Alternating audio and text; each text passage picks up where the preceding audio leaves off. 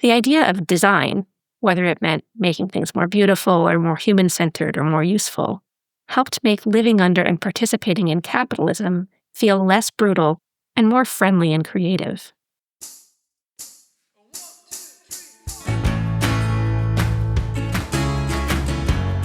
Good morning. I'm Michael Kovnat, and this is the Next Big Idea Daily, where we unpack the best new nonfiction, one big idea at a time. Now, have you ever noticed that some spaces and some objects feel pleasing, easy to use, and others just don't? Well, that's design.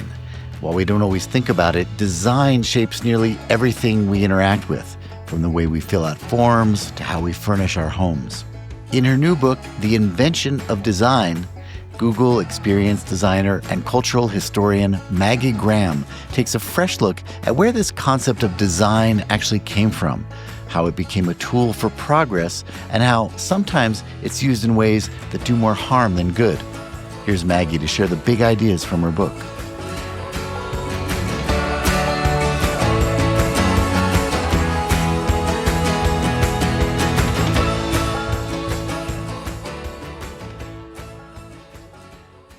Hi, my name is Maggie Graham. I'm an interaction designer, and by training, before I became a designer, a cultural historian. Today, I'll talk through 5 key ideas from my recent book, The Invention of Design, A 20th Century History, published by Basic Books. What do you think of when you hear the word design? If you're like most people, probably something pretty general and nonspecific, like when you think of the word art, or power, or love, or dream.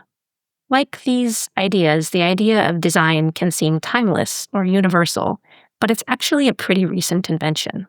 Before the 20th century, people didn't see aesthetics and function and problem solving as related. Over the 20th century, they came to see all of these, as well as human-centeredness and experience and even thinking itself, as all parts of one thing, design. Another way of saying this is that the idea of design is constructed.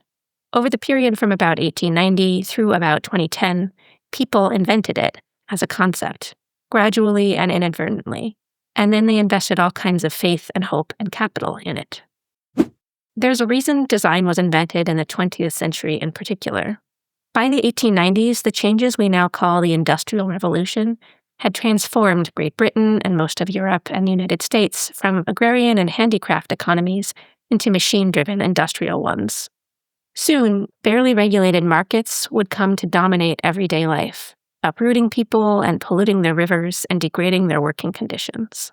The idea of design, whether it meant making things more beautiful or more human-centered or more useful, helped make living under and participating in capitalism feel less brutal and more friendly and creative.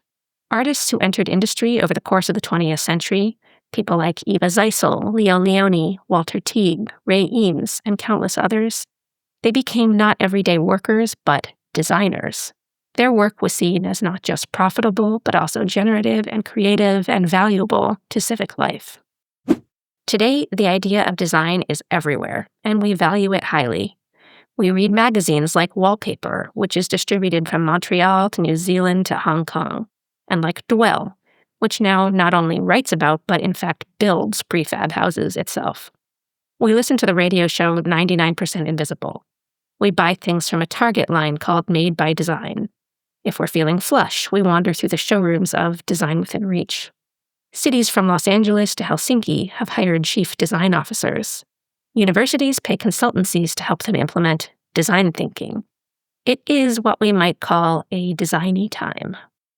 All of this said, design doesn't automatically make things work better or make arrangements more just. As the critic Nikhil Saval has written, design is an inherently futurist medium. To believe in design is to believe that human society can change for the better. This aspect of the idea of design is why design is particularly fetishized today in the Silicon Valley, that techno-utopian wonderland with its obsessions with the new and with improvement and with enhancement and optimization. Silicon Valley's obsession with design has manifested in private spaceflight, Tesla Cybertrucks, a collective fixation on artificial general intelligence.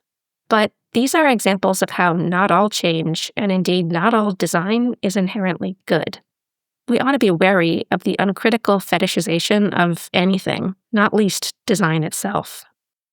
Despite that caution, design can be a really good tool.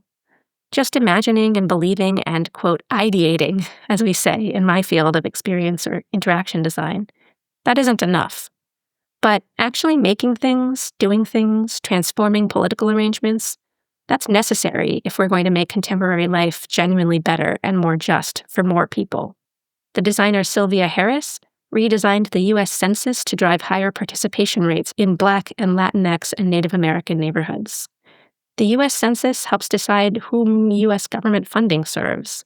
The federal government relies on census data to determine the distribution of about $1.5 trillion across hundreds of federal programs. Redesigning the census makes a real and material difference. Design can chip away at wicked problems, and it should. Thank you, Maggie. Okay, everyone, you can get a copy of The Invention of Design at your favorite bookstore or using the link in the episode notes. I'm Michael Kovnat. Hope to see you tomorrow.